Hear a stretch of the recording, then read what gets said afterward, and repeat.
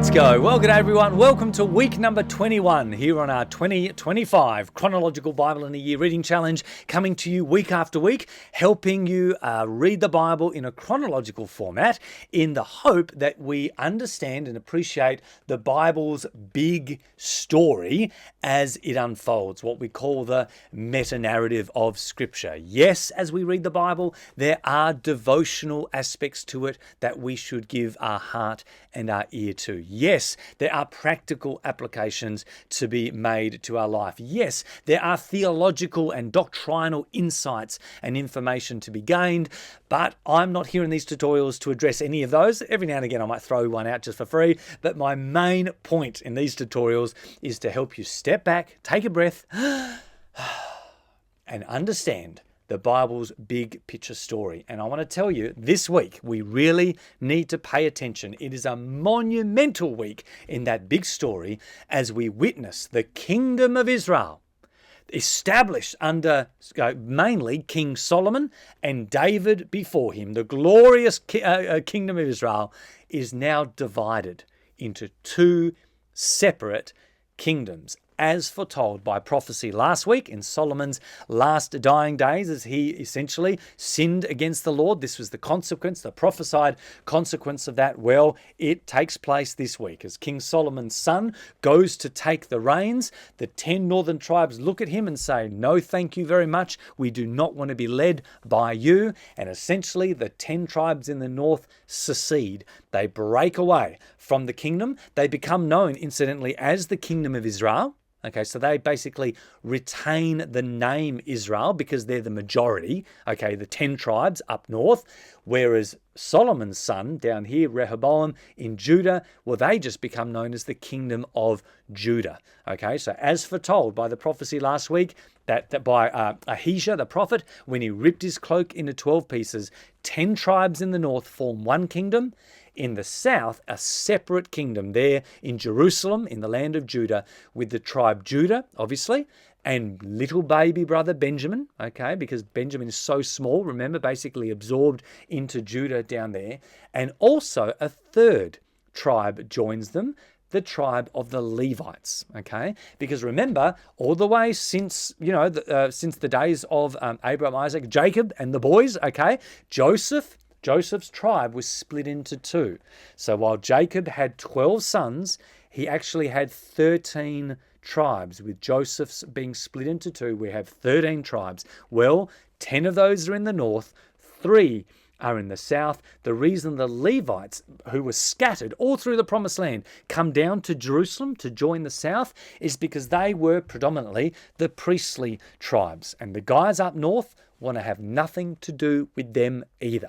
You see, the guys up north aren't just throwing out David and his legacy. No, as often happens when there's divisions like this, the baby goes out with the bathwater. They basically dismiss Moses and the worship at the temple and all that type of system. They establish their own worship system. They worship Baals. They worship foreign gods. They set up their own shrines, their own temples, their own places of worship. The crazy cousins up north truly start to do their own thing, and this becomes the narrative now for for the next few weeks of our readings anyway.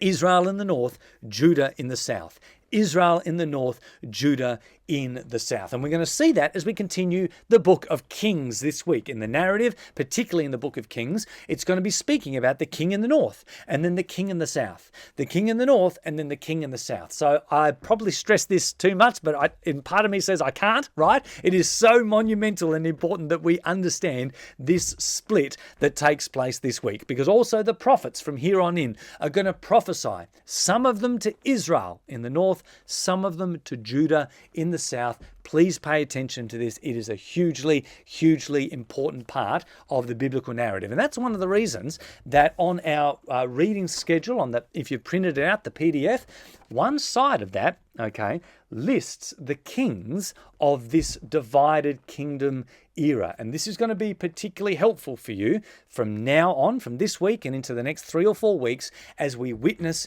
these different kings being appointed in the north and the south, in the north and then the south. Okay, so have that in your Bible. I certainly had it in my Bible. Follow along. There's a couple of errors in there as far as the dates. I don't know how that happened. Sorry about that. But at least if you follow along there, it should help you to see where you're up to. All right? So there you go. Let's have a look at our narrative this week, some of the highlights that take place, as well as a few comments about our very first prophetic book, Obadiah, okay, which we'll talk about in a moment. Essentially, what we're reading in the narrative this week are a whole bunch of chapters, and it essentially covers the first 100 years after the death of Solomon. So let's say approximately 930 BC to 830 BC. That's the sort of the period in history. That 100 years is what we're covering. Well, up north in the northern kingdom, the kingdom of Israel, it basically covers the period of 7 new kings after Solomon, okay, from Jeroboam, the first one,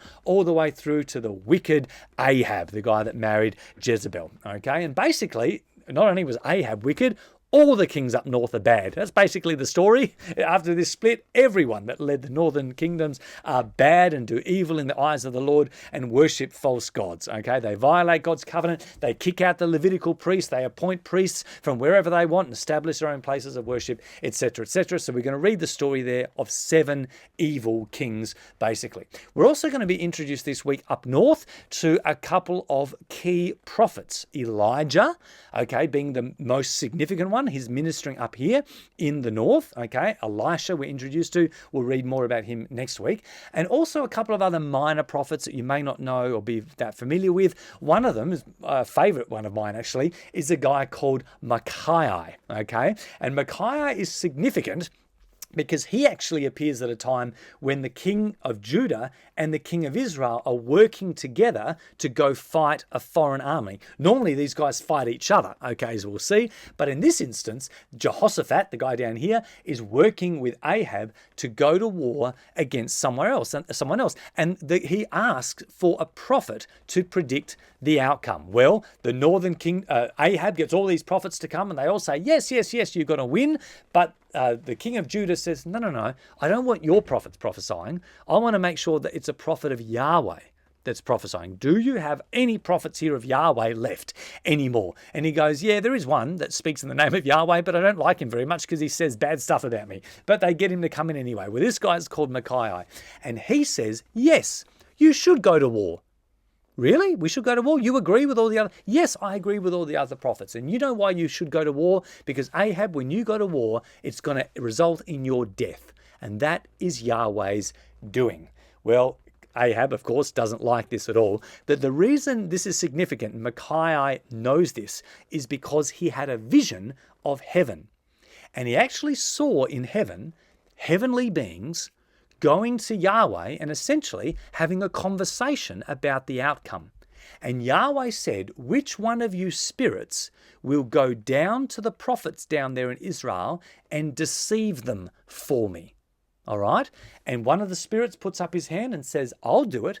And that spirit, or that God, if you like, with a lowercase g, that God goes down and deceives the people. And so it was Yahweh's doing, but he worked that through a subordinate God.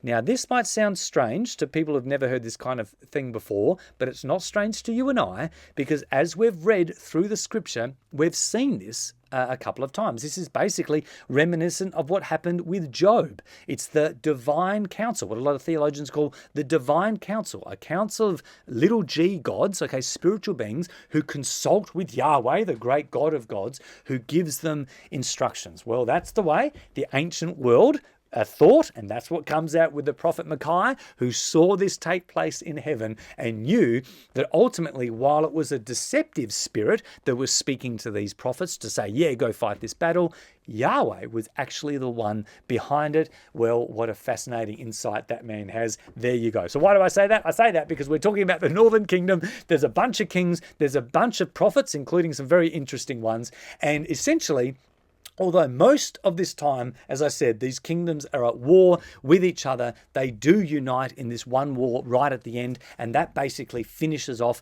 the book of Kings for us, okay, when King Ahab dies. Well, in that 100 years, what's happening down south? Well, the south, the southern kingdom of Judah in Jerusalem, have a bit of a mixed history, and we're going to see this over and over again. Some of their kings are good, and some of their kings aren't good, okay? They start off with a couple of bad ones, like Solomon's son, following bad advice, right? They start off with a couple of bad ones, but over and again, they do have some good ones that lead God's people back to worship, covenant with him. They come back to Torah, back to Moses. They worship God properly, etc., etc. And in this same 100-year period, as it would turn out, Judah also have 7 kings, and they also have, by the way, a wicked queen who sits on the throne in Judah for a while. Okay, we end at the end of this 100 years, ends with a 7-year-old called Joash, who takes the king from his wicked grandmother, the evil queen who destroyed all his family.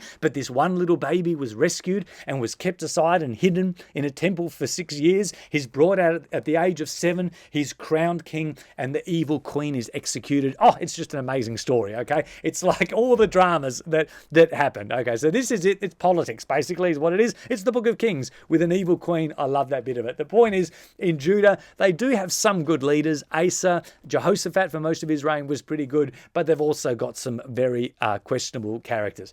But as with the northern kingdom, we also witness in the south some ministry from prophets and seers, and some of those are not mentioned in Kings. You only find them in the book of Chronicles. In fact, what you'll notice this week is when you read through Kings and Chronicles, Chronicles just focuses on the south.